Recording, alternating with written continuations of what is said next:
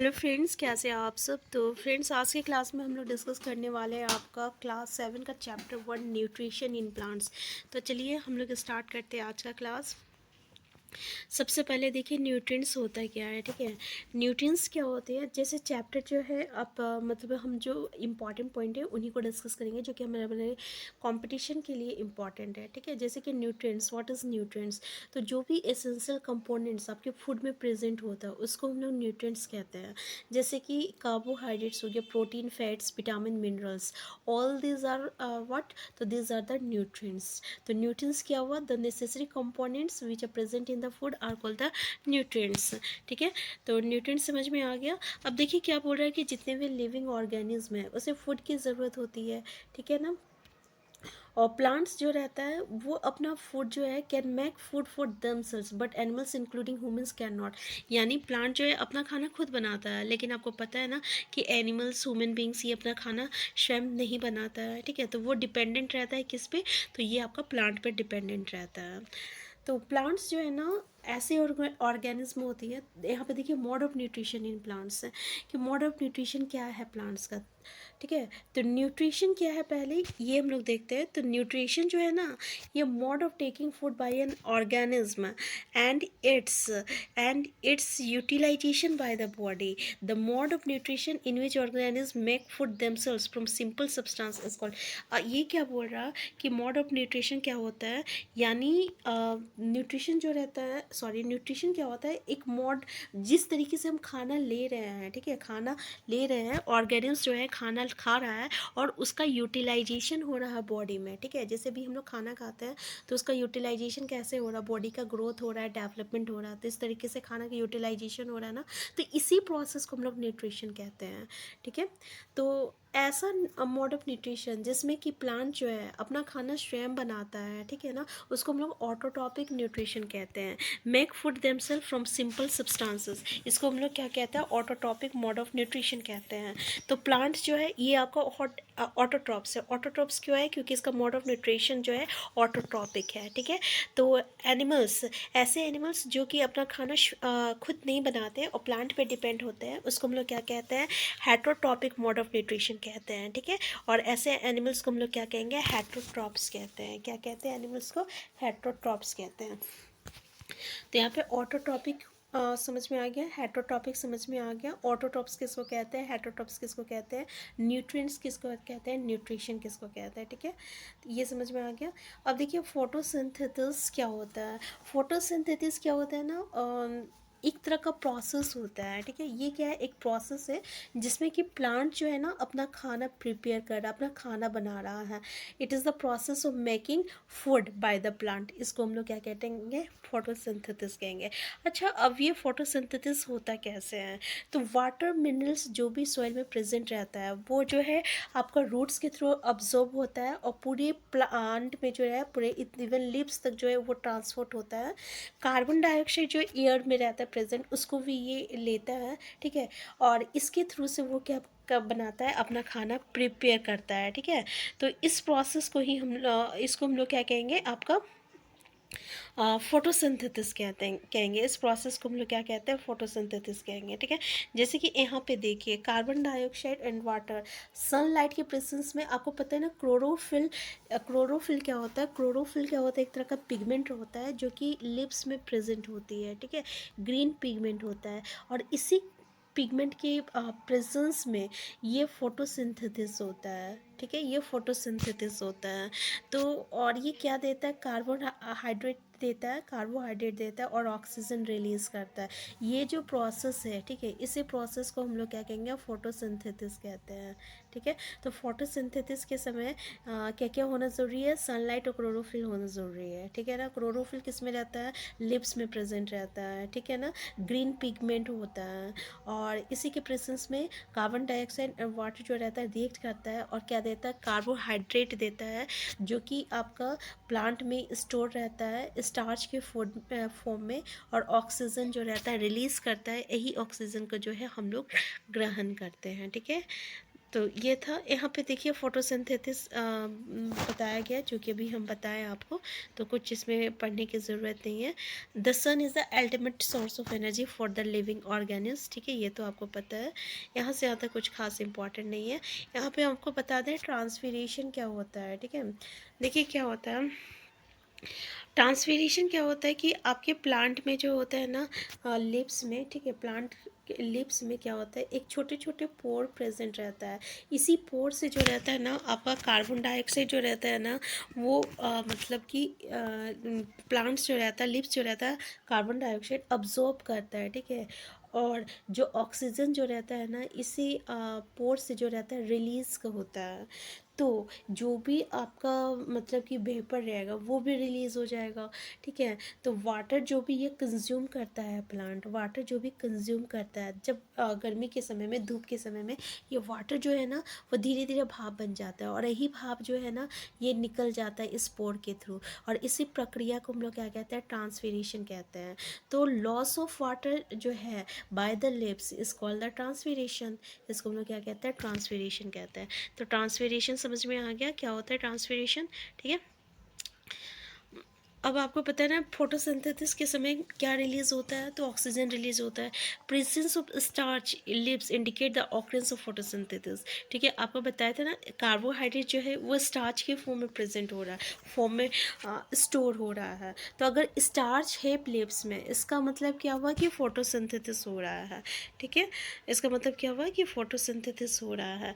यहाँ पे देखिए आयोडीन टेस्ट करने के लिए बोल रहा है, जैसे कि iodine test with leaves of both the plants.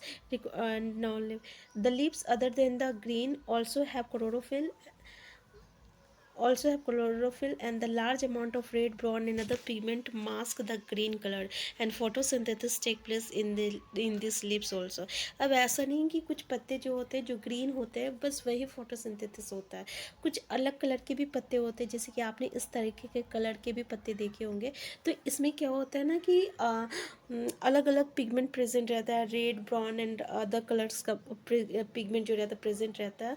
तो ये क्या करता है ना वो ग्रीन कलर को जो रहता है कवर अप कर देता है, जिसके कारण ये दिखाई नहीं देता, ठीक है। लेकिन यहाँ पे ग्रीन पिगमेंट होता है और इस कारण यहाँ पे फोटोसिंथेसिस होती है, ठीक है, यहाँ पे फोटोसिंथेसिस होती है, ठीक है। अब यहाँ से कुछ खास इंपॉर्टेंट नहीं है।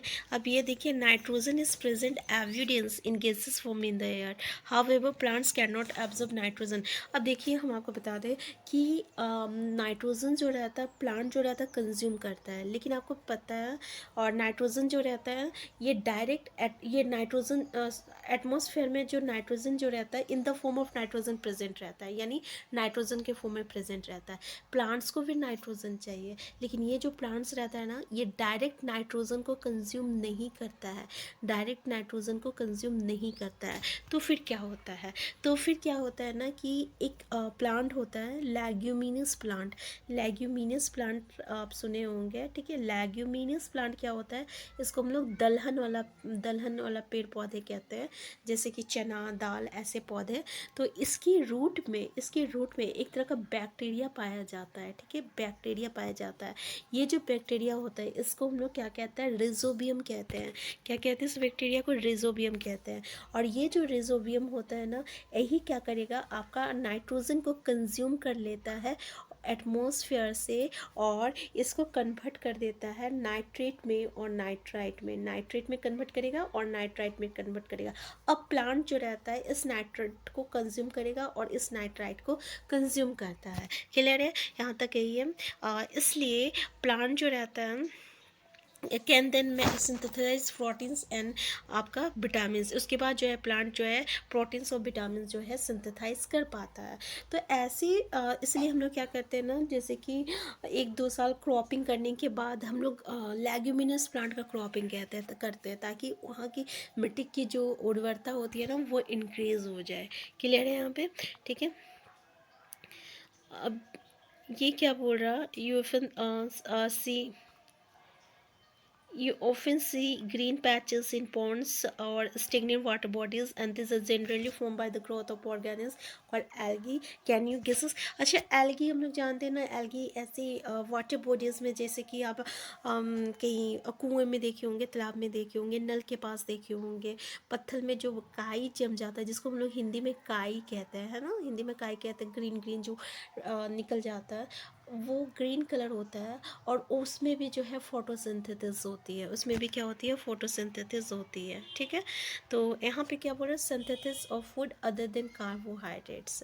अदर देन कार्बोहाइड्रेट्स में क्या क्या सिंथेसाइज होता है, तो वही प्रोटीन्स एंड विटामिन सिंथेसाइज होता है, ठीक है। कार्बोहाइड्रेट्स तो फोटोसिंथेसिस के थ्रू सिंथेसाइज कर लिया, अब प्रोटीन्स एंड विटामिन जो है ये भी प्लांट जो है सिंथेसाइज करता है, जो कि अभी हम आपको डिस्कस किए कि किस तरीके से नाइट्रोजन को कंज्यूम कर रहा है, और फिर ये जो है आपका plant fulfil the requirements of nitrogen along with other constituent, and इस तरीके से प्लांट जो है सिंथेसाइज करता है प्रोटीन्स एंड विटामिन का।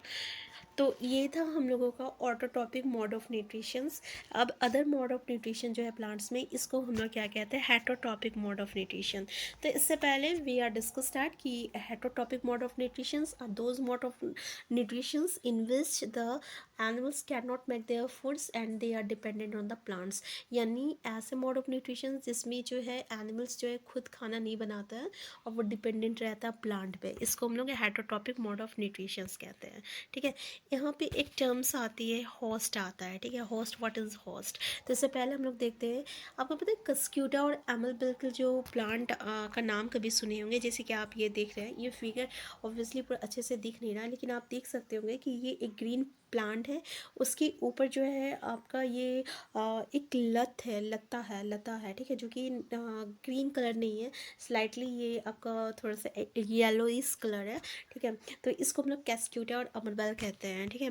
तो इसके पास जो है ना आपका क्या कहते हैं, ग्रीन पिगमेंट क्लोरोफिल प्रेजेंट नहीं होता है, तो ये अपना खाना स्वयं नहीं बनाता है, ठीक है। तो ये क्या करेगा, दूसरे प्लांट पे है ना, ये दूसरे प्लांट पे देखिए क्लाइम पूरे बिखरा हुआ है, तो ये क्या करेगा, इससे अपना खाना जो रहता है कंज्यूम कर लेता है, ठीक है, इससे अपना खाना कंज्यूम कर लेता है।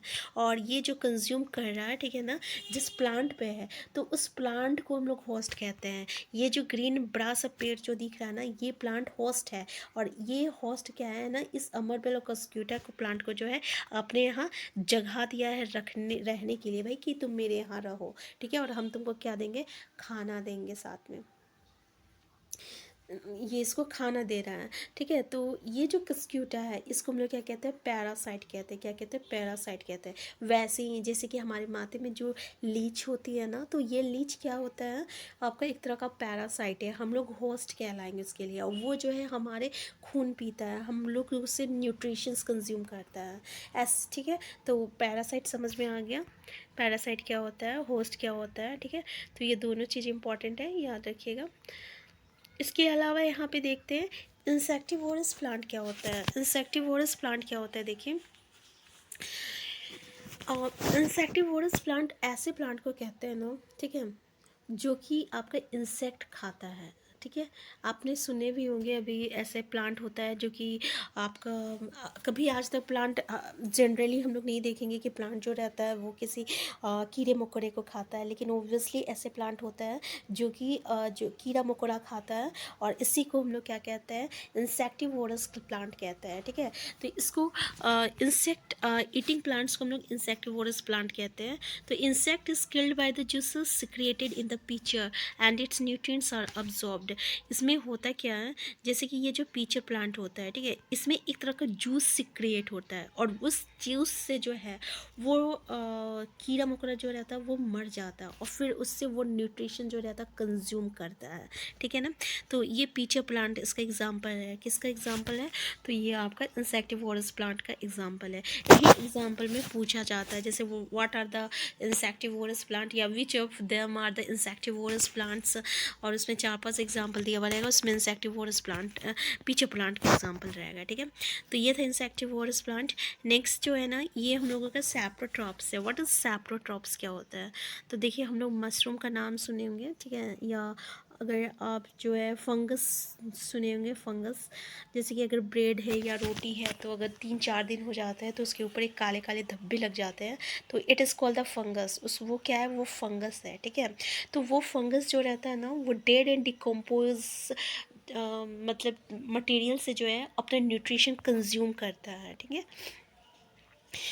ऐसे को हम लोग क्या कहते हैं, इस तरीके का मोड ऑफ न्यूट्रिशन को हम लोग सैप्रोट्रॉप्स कहते हैं। क्या कहते हैं, सैप्रोट्रॉप्स कहते हैं। जैसे कि मशरूम, मशरूम भी अपना न्यूट्रिशन जो है ना डेड एंड डिकम्पोज से जो है मतलब अब्जॉर्ब करता है, और इसको हम लोग क्या कहेंगे, इस ऐसे मोड ऑफ न्यूट्रिशन को हम लोग सैप्रोट्रॉप्स कहते हैं। क्या कहते हैं, सैप्रोट्रॉप्स कहते हैं, ठीक है।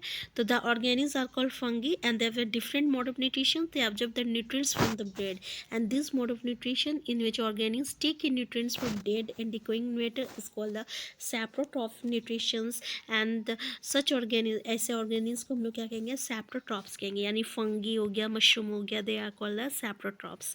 और ये मोड ऑफ न्यूट्रिशन क्या हो गया, saprotropic nutritions, जिसमें organisms जो है ऐसे मोड ऑफ न्यूट्रिशन जिसमें organisms जो है अपना न्यूट्रिएंट्स जो है डेड एंड डिकेइंग मैटर से अब्जॉर्ब कर रहा है, ठीक है।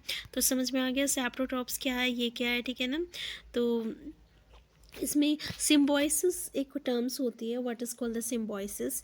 अभी हमने आपका एग्ज़ाम्पल दिया था, रिजोबियम का एग्ज़ाम्पल दिया था, ठीक है ना, रिजोबियम का एग्ज़ाम्पल दिया था, ठीक है। जिसमें कि वो प्लांट पे रहता है, और प्लांट वो रिजोबियम क्या करता है, आपका नाइट्रोजन को कंज्यूम कर रहा है और नाइट्रेट में कन्वर्ट कर रहा है, ठीक है। और प्लांट जो है ना, प्लांट को नाइट्रोजन नाइट्रेट दे रहा है। प्लांट क्या कर रहा है, बदले में इसको जगह दे रहा है अपना रूट में, अपना जड़ में जगह दे रहा है कि तुम मेरे जड़ में रहो, है ना। तो इसको इससे भी फ़ायदा है प्लांट से, और प्लांट को रिजोबियम से भी फ़ायदा है ना। तो ये जो रिलेशनशिप है इसको हम लोग सिम्बोइसिस रिलेशनशिप कहते हैं। क्या कहते हैं, सिम्बोइसिस रिलेशनशिप कहते हैं। जैसे कि यहाँ पे देखिए ऑर्गेनिज्म कॉल्ड लीचन्स, ठीक है। इसमें एक क्लोरोफिल कंटेनिंग पार्टनर होता है जिसको हम लोग एल्गी कहते हैं। यहाँ पे एल्गी और फंजस जो रहता है दोनों साथ में रहते हैं। एल्गी क्या कर रहा है, खाना बना रहा है, क्योंकि इसके पास ग्रीन पिगमेंट है, तो ये एल्गी खाना बना रहा है। लेकिन फंगस के पास कोई भी ग्रीन पिगमेंट नहीं प्रेजेंट रहता है, तो ये खाना नहीं बनाता है। तो फंगस क्या करता है, इसको शेल्टर प्रोवाइड करता है, वाटर प्रोवाइड करता है, और मिनरल्स प्रोवाइड कर रहा है, ठीक है। यानी शेल्टर मतलब रहने के लिए जगह दे रहा है, भाई तुम मेरे साथ रहो, मैं तुम्हें जगह दूंगा, और साथ में तुम क्या करना, एल्गी तुम हमको खाना बना के देना, क्योंकि हम खाना नहीं बना सकते। अब देखिए कितने अच्छे रिलेशनशिप है दोनों का, कि नहीं भाई ये इसका हेल्प कर रहा, एल्गी फंगस का हेल्प कर रहा, और फंगस एल्गी का हेल्प कर रहा। तो ये ऑर्गेनिज्म जो है कॉल्ड लिचन्स, इसमें दो तरीके के बैक्टीरिया जो है साथ में रह रहे हैं, ठीक है ना।